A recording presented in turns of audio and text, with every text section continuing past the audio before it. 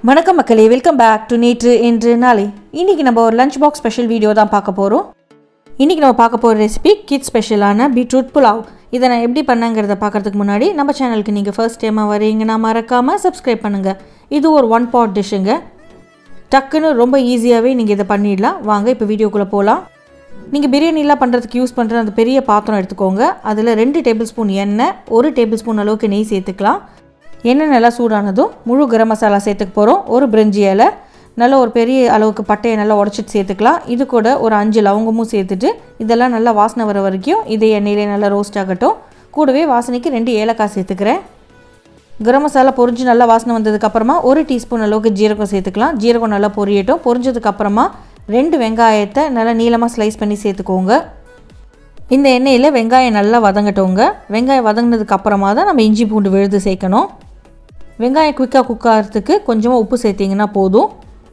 2 teaspoon அளவுக்கு இஞ்சி பூண்டு விழுது சேர்த்துக்கிறேங்க. இஞ்சி பூண்டு விழுதோட பச்சை வாசனை போகிற வரைக்கும் நம்ம வதக்கிக்க போகிறோம். பச்சை வாசனை போனதுக்கப்புறமா நம்ம தக்காளி சேர்த்துக்கலாம். ஆரம்பத்தில் இஞ்சி பூண்டு விழுது அடிபிடிக்கிற மாதிரி இருக்கும், கவலைப்படாதீங்க. தக்காளி சேர்த்ததுக்கப்புறம் உங்களுக்கு சரியாயிடும். நான் 2 வெங்காயம் எடுத்தேன். அது கூடவே 2 தக்காளியுமே பொடிப்பொடியாக நறுக்கி சேர்த்துக்கிறேன். தக்காளி நல்லா வதங்கி குழையணும். அது வரைக்கும் பொறுமையாக நீங்கள் குக் பண்ணிக்கோங்க. தக்காளி வெங்காயம் சீக்கிரம் வதங்கிறதுக்கு நீங்கள் கொஞ்சமாக உப்பு சேர்த்திங்கன்னா போதும். தக்காளி முடிஞ்ச வரைக்கும் உரு தெரியாத அளவுக்கு குழையணும். அது வரைக்கும் இதே மாதிரி வதக்கிட்டே இருங்க. கொஞ்சமாக இப்போ தக்காளி வெங்காயத்துக்கு மட்டும் உப்பு சேர்த்துக்கிறேன்.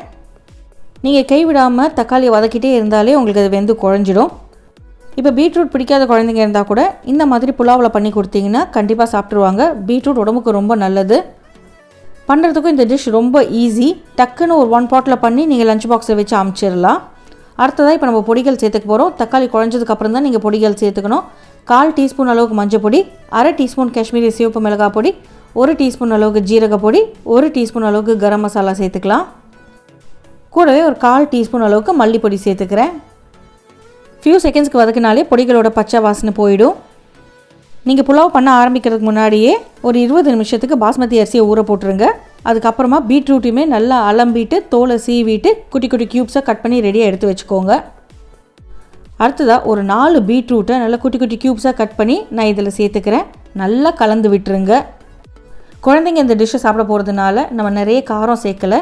ஒரு 2 பச்சை மிளகாயை நான் முழுசாக சேர்த்துக்கிறேன். கட் பண்ணல, எதுவுமே பண்ணலங்க, அப்படியே முழுசாக சேர்த்துக்கிறேன். இந்த மாதிரி சேர்க்கும் போது உங்களுக்கு பச்சை மிளகாவோட வாசனை வரும், ஆனால் ரொம்ப காரம் இறங்காது. பட் நீங்கள் காரமாக தான் சாப்பிடுவீங்கன்னா பச்சை மிளகாயை கட் பண்ணிட்டு சேர்த்துக்கோங்க. அது உங்களோட சாய்ஸ் தான். தக்காளி வெங்காயம் நல்லா பீட்ரூட்டில் மிக்ஸ் ஆகிற வரைக்கும் கலந்து விட்டுட்டு நம்ம ஸ்லோ ஃப்ளேமில் வச்சுட்டு பீட்ரூட்டை குக் பண்ணி எடுத்துக்க போகிறோம். தேவைப்பட்டால் நீங்கள் கொஞ்சமாக தண்ணி கூட தெளிச்சிக்கலாம். இப்போ இந்த பீட்ரூட்டுக்கு மட்டும் தேவையான அளவுக்கு உப்பு சேர்த்துக்கலாம். முன்னாடியே நம்ம தக்காளி வெங்காயத்துக்கு மட்டும் தேவையான அளவுக்கு உப்பு சேர்த்துங்க. இப்போ காய்க்கு இந்த டிஷ்ஷுக்கு தேவையான அளவுக்கு நான் உப்பு சேர்த்துக்கிறேன். ஸ்லோ டு மீடியம் ஃப்ளேமில் வச்சுட்டு பீட்ரூட் குக் ஆகிற வரைக்கும் நம்ம மூடி போட்டு வேக வச்சு எடுத்துக்கலாம். தேவைப்பட்டால் தண்ணி தெளித்து வேக வச்சுக்கோங்க. ஒரு 3/4 பங்கு பீட்ரூட் வேகிற வரைக்கும் நம்ம இந்த மாதிரி குக் பண்ணி எடுத்துக்கலாம். ஃப்ளேமை மீடியமுக்கு வச்சுக்கோங்க. தேவைப்பட்டால் நீங்கள் தண்ணி சேர்த்துட்டு கூட பீட்ரூட்டை குக் பண்ணி எடுத்துக்கோங்க. சும்மா அப்பப்போ தண்ணி தெளிச்சுட்டு நீங்கள் வேக வச்சுக்கலாம். பீட்ரூட் ஒரு 3/4 பங்கு குக் ஆனதுக்கு அப்புறமா நம்ம இந்த ரைஸுக்கு தேவையான அளவுக்கு தண்ணி சேர்த்துக்க போகிறோம். 1 கப் பாஸ்மதி அரிசிக்கு 1.5 கப் தண்ணி கரெக்டாக இருக்கும். அடுத்ததாக ஒரு 1/2 டீஸ்பூன் சக்கரை சேர்த்துக்கலாம். சக்கரை சேர்க்கறதுனால நம்மளுக்கு டேஸ்ட்டு நல்ல ஒரு பேலன்ஸ் கிடைக்கும். நீங்கள் பீட்ரூட்டை டேரெக்டாக போட்டு குக் பண்ணிங்கன்னா அது கடுக்கடுக்குன்னு இருக்கும், குக் ஆகாது. அதனால தான் 3/4 பங்கு குக் பண்ணுறோம். இந்த மாதிரி தண்ணி சேர்த்து கொதிக்க விடும் போது இன்னொரு 10% உங்களுக்கு பீட்ரூட் குக் ஆகிடும். சேர்த்து தண்ணி நல்லா தளத்தளன்னு கொதிச்சதுக்கப்புறமா ஊற வச்ச 2 கப் பாஸ்மதி அரிசியை சேர்த்துக்கலாம். பாஸ்மதி அரிசி சேர்க்கும் போது ஊற வச்ச தண்ணியை வடித்து கீழே கொட்டிட்டு ரைஸை மட்டும் நம்ம சேர்த்துக்க போகிறோம். அரிசி சேர்த்ததுக்கப்புறம் நல்லா கலந்து விட்டுருங்க. இது கூடவே நம்மளுக்கு ஒரு கலர் டிஃப்ரென்ஸ்க்காக நான் ஒரு 1/4 கப் அளவுக்கு பச்சை பட்டாணி சேர்த்துக்கிறேன். நான் ஃப்ரோசன் பச்சை பட்டாணி சேர்த்துக்கிறதுனால இந்த ஸ்டேஜில் சேர்த்துக்கிறேன். நீங்கள் ஃப்ரெஷ் பச்சை பட்டாணி சேர்த்திங்கன்னா முன்னாடியே சேர்த்துக்கோங்க, ஏன்னா அது வேகிறதுக்கு லேட் ஆகும். ஒரு கைப்பிடி அளவுக்கு தாராளமாக பொடிப்பொடியாக நறுக்கின கொத்தமல்லி இலைகளை தூவி விட்டுட்டு கலந்து விட்டுட்டு மூடி போட்டுட்டு ஒரு 20 நிமிஷத்துக்கு ஸ்லோ ஃப்ளேமில் வச்சு நம்ம குக் பண்ணி எடுத்துக்க போகிறோம். இந்த மாதிரி குக் பண்ணும்போது உங்களுக்கு சாதத்தோட டெக்ஸ்சர்லேயே பீட்ரூட்டுமே சாஃப்டாக குக் ஆகிடும். 20 நிமிஷம் கழித்து உடனே திறக்காமல் ஒரு 10 நிமிஷம் ரெஸ்ட் கொடுத்ததுக்கப்புறமா திறந்துட்டு மிக்ஸ் பண்ணிவிட்டு சூடாக சர்வ் பண்ணுங்கள். ஊறுகாய், ரைத்தா இல்லைனா சால்னா கூட சாப்பிடலாம். எதுவுமே இல்லாமல் சும்மா கூட சாப்பிட்றதுக்கு நல்லா தான் இருக்கும். ட்ரை பண்ணி பாருங்கள், உங்களுக்கு கண்டிப்பாக பிடிக்கும்.